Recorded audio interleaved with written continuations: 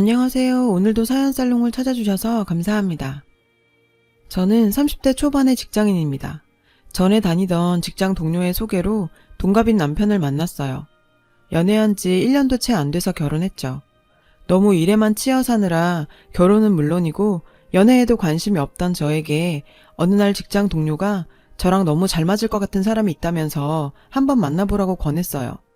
썩 내키진 않았지만 제 나이도 어느덧 30을 향해 가는 데다 주위 친구들이나 지인들이 하나 둘씩 결혼을 해서 그런지 내심 좀 불안한 마음도 있었거든요. 결혼을 안 한다는 생각은 없었거든요. 연애를 쉰 지도 너무 오래돼서 계속 이대로 가다간 평생 노처녀로 늙어갈 거란 생각을 하니까 정신이 번쩍 들더라고요.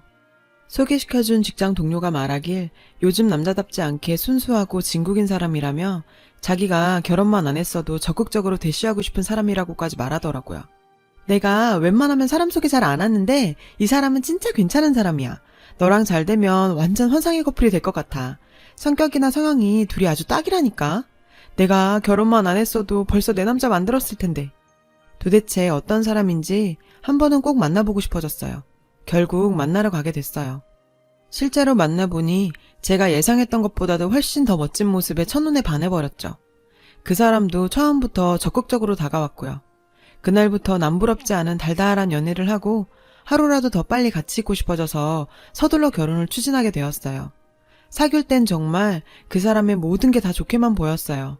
모든 게 다 수월하고 순조롭게 진행되는 듯 보이던 어느 날 남친 얼굴이 어둡고 예전 같지 않아 보이길래 걱정이 돼서 물어보니 그냥 요새 몸이 좀 안 좋다고만 하더라고요. 그런데 나중에 알고 보니 남친 어머니가 결혼을 반대하신다는 걸 알게 됐어요. 구체적으로 말하면 너무 빨리 결혼하는 걸 반대하시는 거였어요. 결혼하기엔 아직 이른 것 같다며 결혼을 더 미루라고 하셨다더라고요. 그 말은 저한테 미처 하지는 못하고 혼자서 끙끙 앓고 있었던 거죠. 남친과 저는 둘 다 결혼하기에 이르다고 생각하지 않는 데다 빨리 결혼해서 아이도 낳고 안정적인 삶을 살고 싶다는 생각이 강했거든요. 우리 둘 다 남친 어머니 생각을 납득할 수 없었어요. 남친 어머니가 워낙 강경하게 결혼을 미루라고 나오시는 통에 남친이 설득을 하다 많이 지치게 됐고요. 저도 몇 번이나 직접 찾아가서 뵙고 잘 말씀드려봐도 워낙에 강하게 반대를 하시니 어떻게 해야 할지 정말 막막하더라고요. 우리 아들은 아직 결혼시키려면 멀었는데 그쪽이 더 늦추자고 설득 좀 시켜주면 안 될까? 우리 아들이 한 번도 이런 적이 없었는데 이런 문제를 내 속을 다 썩이다니.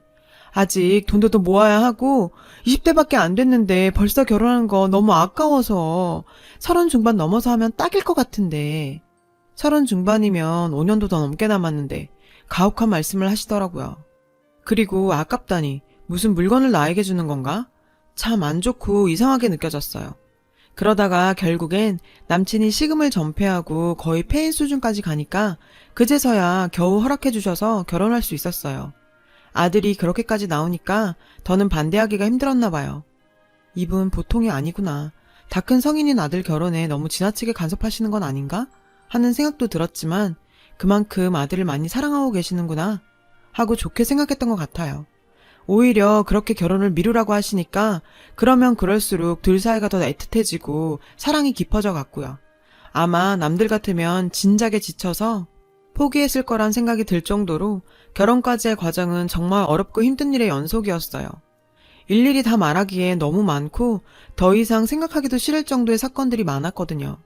혼수 때문에도 그렇고 구체적으로 결혼 준비에 들어가 보니 남친 어머니가 정말 사사건건 간섭을 하면서 힘들게 하더라고요. 그러다 보니 결혼 직전에 심각하게 혼자 속으로 고민도 많이 했었어요. 결혼하기 전부터도 이렇게 힘든데 결혼하고 나서는 잘 살 수 있을까? 더 늦기 전에 그냥 다 무르고 없었던 일로 하자고 할까? 별의별 생각이 다 들고 마음이 계속 흔들리더라고요. 그래도 결국은 우여곡절 끝에 결혼을 했고 신혼생활을 시작하게 된 어느 날 시어머니가 갑자기 신혼집에 연락도 없이 불쑥 찾아오셨어요. 기니 할 말이 있다면 중요한 얘기니까 명심하고 잘 새겨 들으라면서요. 내심 무슨 얘긴데 이렇게 심각한 건지 겁이 덜컥 났어요. 우리의 수입은 지금까지 내가 쭉 다 관리하고 있었는데 굳이 결혼했다고 해서 그만두는 건 그렇고 앞으로도 내가 계속 하려고 하는데 괜찮지? 너도 결혼했으니 이 집안 법을 따르는 게 맞는 거잖니. 안 그래? 내가 워낙 재테크에 일가견이 있으니 잘 불려줄 것 말할 것도 없고 나중에 준 거보다 몇 배로 더 돌려줄 테니. 이러시는데 갑자기 너무 당황스럽더라고요. 남편은 별다른 동요 없이 그저 듣고만 있었어요. 그러고 보니 연애 때부터 남편이 종종 얘기를 했었던 게 떠올랐어요. 자기 어머니는 여느 어머님들 같지 않다면서 주식이니 펀드니 해외 주식까지 손을 대시고 경제적인 감각을 타고나셨다고 했었거든요. 그래서 자기 수입도 다 어머니가 관리하시고 자기는 용돈만 받아 쓴다고요. 그땐 와, 그런 분도 계시는구나 하면서 신기하게만 생각했죠. 그런데 설마 결혼까지 한 아들 수입까지 계속 관리를 하시겠다고 나올 줄은 정말 꿈에도 생각 못했었어요. 전 결혼했으니 당연히 우리 수입은 우리가 관리하는 게 맞다고 생각했거든요. 무슨 말씀이신지 잘 알아들었지만 너무 갑작스러워서요. 조금만 생각할 시간을 주시면 안 될까요? 저희끼리 상의도 해봐야 하고요. 상의는 무슨 상의? 내 아들은 물을 것도 없이 찬성할 테고 너만 결정하면 될 일을 가지고 무슨 생각할 시간이야 필요해. 내가 그걸 다 갖는다는 말이 아니잖아. 나중에 준 것보다 더 배로 불려준다는데 세상에 이런 시어머니가 어딨어. 너 이런 시어머니 봤니? 들어나 봤어? 나 같은 사람 어디 가도 없을 거다. 넌 네가 얼마나 운이 좋고 복 받은 줄도 모르지? 그리고 한 달에 한 번 가계부 써서 보내라. 내가 너 경제관념도 보고 초반에 잡아줄게. 잊지 말고 꼭 써서 보내. 일주일에 한 번 보내라고 할 거 많이 줄여준 거야. 그리고 앞으로 차차 네 수입도 내가 관리해줄 테니 그리 알고. 세상에 도대체 이건 또 무슨 말인지 갈수록 더 황당하고 어이가 없었지만 그땐 어쩔 수 없이 그냥 긍정도 부정도 아닌 어정쩡한 반응을 보였던 것 같아요. 신혼 초에 너무 무방비 상태에서 생각하지도 못한 일을 당하니 어찌할 바를 모르겠더라고요. 어머님이 집으로 돌아가시고 나서 남편과 바로 얘기를 나눠봤어요. 자기야, 지금 어머님 말씀이 도대체 무슨 말이야? 왜 어머님이 자기랑 내 수입을 관리해? 지금까진 그렇다 해도 결혼했으면 당연히 분리해야 하는 거 아니야? 그리고 난 어머님보다 자기가 더 이해가 안 돼. 아깐 왜 아무 말도 안 하고 가만히 있었던 건데? 설마 진짜로 우리 수익 관리를 다 어머님께 맡기고 날 보고 가계부라도 써서 바치라는 거야 지금? 그랬더니 남편 놈 말이 더 가관이었어요. 얼굴 표정 하나 안 바꾸고 담담하게 말하면서 난 우리 엄마한테 다 맡기는 게 좋다고 생각해. 우리 둘 다 아직 어리고 직장생활 하는 것도 바쁘고 벅차잖아? 솔직히 우리 재테크까지 생각할 여유도 없고 능력도 안 되잖아? 내가 전에도 말했듯이 우리 엄마 재테크의 달인이야. 믿고 맡기면 크게 불려주실 거니까 자기도 너무 그렇게 부정적으로만 생각하지 마. 엄마가 우리 집 재산 불린 거 알면 놀랄걸? 설마 우리 돈 가지고 튀실 것도 아니고 좋으면 좋았지 나쁠 일은 절대 없을 거니까. 그리고 가계부 써서 보내는 것도 그렇게 나쁜 것만은 아니야. 경제관념이 제대로 잡힐 수도 있는 좋은 기회가 될 거야. 과소비도 덜하게 될 테고. 정말 기가 막혀서 더는 대꾸할 말이 안 나오더라고요. 도대체 어머님이 얼마나 대단한 재테크의 달인이며 재산을 불려놓으셨는지 모르겠더라고요. 보여줄 증거도 없었고요. 알고 싶지도 않지만 하는 얘기를 듣자 하니 은근히 기분 나쁜 게 졸지에 제가 경제관념도 없고 과소비를 일삼는 사람이 된 것 같더라고요. 결혼 전에는 이런 일에 대해 이런 방구도 없더니 어쩜 내 의견은 묻지도 않고 이런 식으로 아무렇지도 않게 말할 수가 있는 건지 정말 내가 알던 그 사람이 맞나 처음으로 의문이 들고 회의감이 들기 시작했어요. 한편으론 이런 일로 신혼 초부터 감정 싸움도 하기 싫었고 생각할 시간이 필요해서 얼마 동안은 대면대면한 상태로 지냈어요. 다들 그렇겠지만 저도 결혼 전부터 갖고 있던 로망이 결혼하고 나서도 변하지 않고 연애할 때처럼 사는 거였거든요.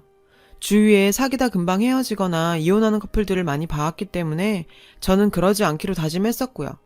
그래서 웬만한 일에는 화내지 말고 내가 먼저 이해하고 참자고 생각했어요. 그래, 한 발 물러나면 될 일인 걸 뭐 싶었죠. 자연스럽게 남편 월급을 계속 시어머니가 관리하게 되었어요. 그런데 한 달에 한 번 가계부 적어보내는 일은 정말 곤욕이었어요. 가계부 보낼 때가 되면 제가 안 보낼까봐 미리 카톡으로, 전화로 남편을 통해서도 끊임없이 보내야 한다고 집요하게 연락을 해왔기 때문에 안 보낼 수가 없었거든요. 그리고 남편이 보내도 안 되고 꼭 제가 써서 보내라고 했어요. 정말 생각할수록 짜증이 나는 게 하나하나 제가 뭘 샀는지, 어디서 샀는지 10원 단위까지 구체적으로 써서 보내야지 안 그러면 바로 전화가 와서는 꼬치꼬치 캐물었어요. 그러면서 잔소리를 늘어놓기 시작했는데 세상에, 넌 어쩜 이렇게 돈 알기를 우습게 하니? 도대체 쓸데없는 지출이 왜 이리 많아? 널 제대로 가르치려면 몇십 년이 걸려도 모자라겠다. 이런 식으로 늘 꼬투리를 잡고 비하했어요. 그리고 정말 유독 참을 수 없었던 건 저희 친정엄마 생신으로 50만 원을 지출한 게 있었는데 이걸 쓸까 말까 고민하다가 결국 써서 보냈는데 그게 화근이었어요. 전화를 해서 쌩 난리를 치더라고요. 도대체 친정에 보낸 50만 원은 왜 보낸 거야? 사돈 어른 환갑이었니? 내가 알기론 아니라고 들었는데. 더 이상은 못 참겠어서 얘기했어요. 친정엄마 생신이신데 제가 바빠서 못 챙겨드릴 것 같아 그냥 현금으로 드렸어요. 아무리 시어머님이라셔도 제가 이런 것까지 말씀드려야 해요? 남편 돈도 아니고 제가 번 돈으로 드린 겁니다. 그리고 더는 가계부 안 적어 보낼 거예요. 라고 말하니 노발대발 화를 내면서 얘 말하는 것 좀 보게. 겨우 생일에 그 정도로 큰 돈을 보내? 10만 원을 보내도 충분히 큰 돈이야. 환갑이라도 되는 날엔 도대체 얼마를 보내려고 그래? 넌 왜 그렇게 돈에 대한 관념이 없니?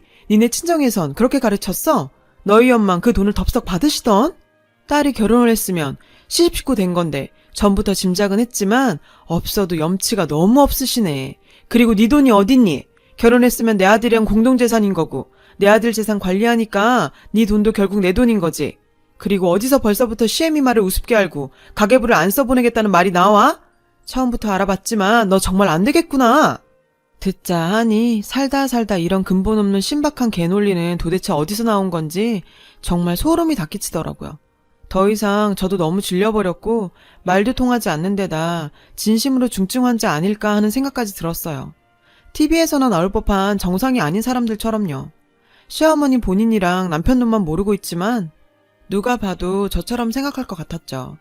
이런 얘기를 더 이상 남편이랑도 나눠봤자 근본적인 해결도 안 되고 사회만 더 나빠지고 힘든 하루하루가 계속됐어요. 행복해야 할 신혼생활이 점점 지옥으로 변해가기 시작했고요. 남편과의 사이도 이 문제로 점점 더 나빠지기 시작했어요. 처음엔 남편도 제 편을 들어주는 척만 하더니 나중엔 팔이 안으로 굽는다고 자기 엄마 편만 들더라고요. 우리 엄마에 대해서 그렇게 나쁘게 말하지 마. 너도 아주 문제가 없는 건 아니잖아? 왜 자꾸 우리 엄마 말에 토를 달고 나쁘게만 생각해? 내가 장모님에 대해 너처럼 얘기하면 넌 기분 좋겠어? 아니잖아. 나 솔직히 기분 나빠. 라고 말하는데 진심으로 쌍욕하면서 발로 뻥 차버리고 싶은 생각이 간절했어요. 어디서 우리 엄마 얘기를 입에 올리는 건지. 우리 엄마 니네 엄마처럼 너 안 괴롭히거든. 자꾸 신경을 쓰고 스트레스를 받고 화를 참다 보니 어느 날 거울을 보니까 원형 탈모가 다 생겼더라고요. 우울증에 불면증에 몸과 마음이 이만저만 망가진 게 아니었어요. 더 이상 이대로는 안 되겠어서 오랜만에 백화점으로 기분 전환 겸 둘이 같이 쇼핑을 다녀왔어요. 꼭 비싼 무언가를 사서가 아니라 오랜만에 바람도 쐬고 맛집도 가고 사고 싶은 것도 사니까 예전 연애할 때로 돌아간 것 같더라고요. 카페에서 커피 마시면서 이런저런 얘기를 하니까 그간 쌓인 것도 좀 풀리고 안 좋던 사이가 조금은 회복된 것 같았어요. 그런데 이게 웬일일까요?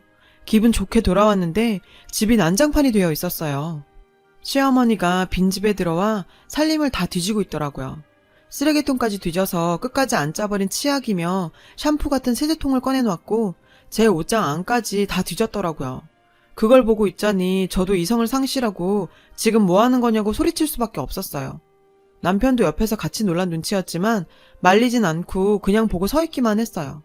이 나쁜 년, 어디서 저딴 게 들어와서 내 아들을 망쳐놔? 살림이 이게 다 뭐야? 그리고 왜 연락은 안 받고 가계부는 왜 안 써보내?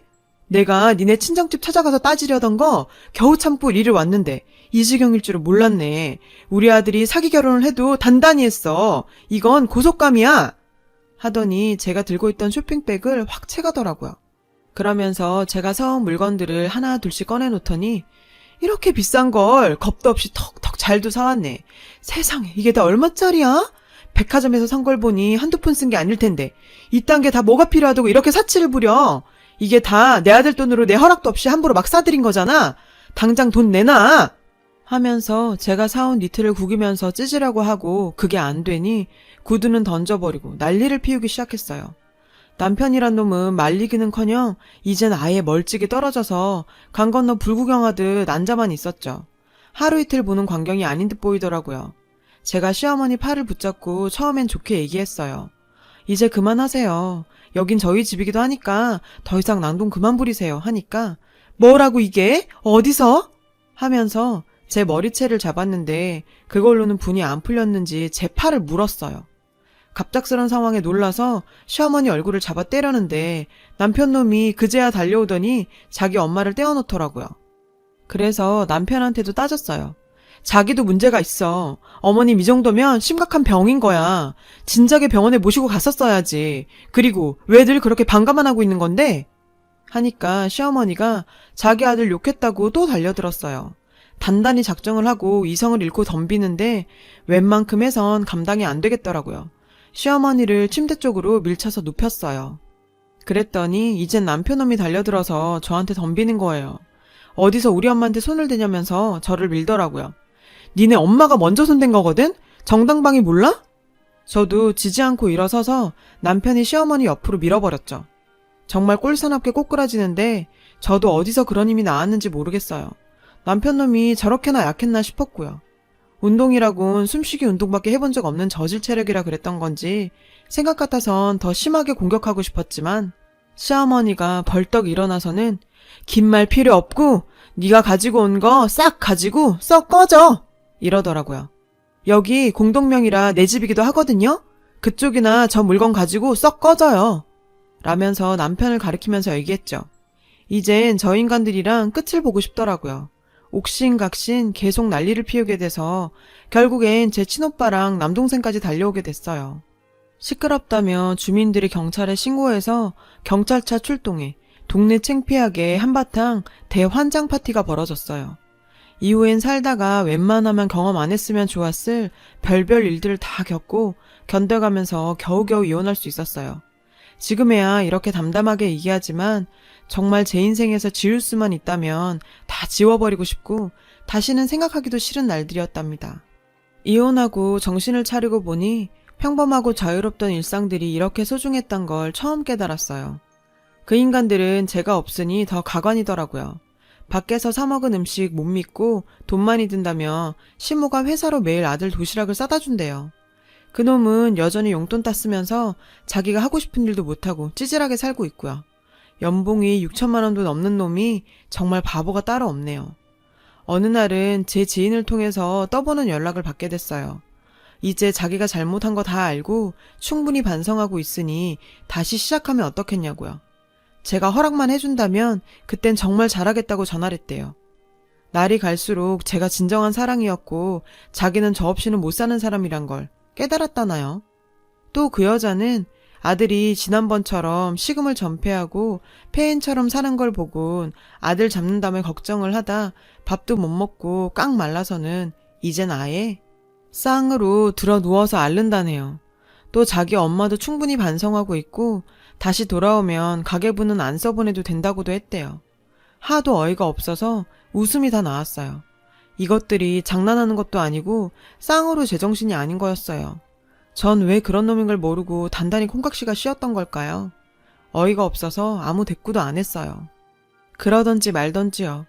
트라우마가 커서인지 아직까지 평생 결혼 생각은커녕 누군가를 만나는 것도 조심스럽고 무서운 일이 돼버렸지만 살다 보면 다 극복할 날이 올 거라 믿으려고요. 앞으로 꿋꿋하게 제 인생 살아보려고 합니다. 잘할 수 있겠죠? 여러분의 인생 꽃길만 걸으시길 바래요. 여러분, 사연 댓글에 응원과 현명한 조언 부탁드려요. 좋아요와 구독은 저에게 큰 힘이 됩니다. 오늘도 좋은 일 가득하세요.